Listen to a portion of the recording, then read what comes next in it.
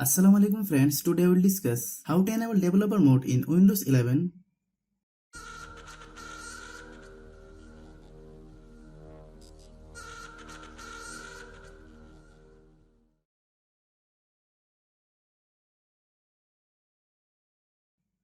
Click the start menu,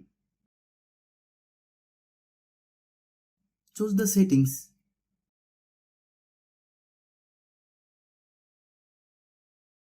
click on the privacy and security,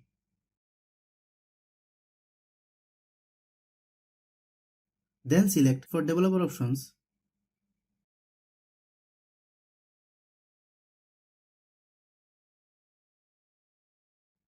Turn on the developer mode.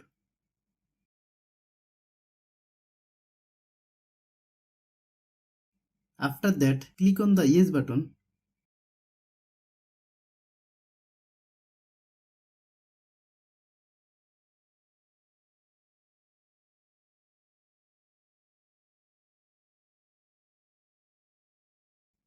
Thanks for watching.